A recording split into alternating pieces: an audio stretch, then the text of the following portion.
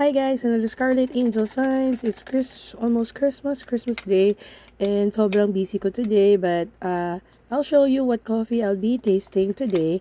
It's from 40 people in the world, F5 Cold Brew Instant Coffee. Ayan, so buksan natin. So, ayan, may 6 na flavor siya. And guys, tingnan nyo naman, napaka-cute talaga ng kanilang lalagyan. So, here is the vanilla, latte. And then, espresso, and then Americano chocolate, latte, sea salt, and then the classic Americano and cold brew.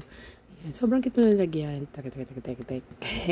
So anyway guys, if you're wondering why yung tubig ko bakit dilaw, tinunaw ko na kasi yung brown sugar.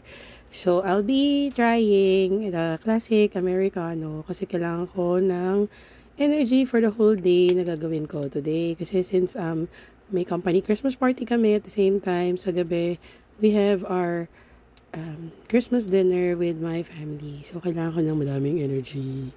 So, ayan guys, ang cute. Ayan yung laman guys. Very pure. Ayan, i-zoom natin. Ayan, very natural. So, ano siya, nadi-dissolve siya kahit malamig yung tubig. Same as the other brand na finisher ko last time. So, ayan guys, cutie. So, if you want guys, I'll try to share my link on the yellow basket or kung gusto nyo umorder for Christmas. So, ito na siya guys. Mix. Ayan si Anya and si Cassie. Standby. Wala lang guys. So, ayan, halo-halo. So, ayan yung texture niya guys. Medyo may mga crystallize lang kasi yung brown sugar di masyadong natunaw. Pero, ayan na yun guys. Bye! Merry Christmas!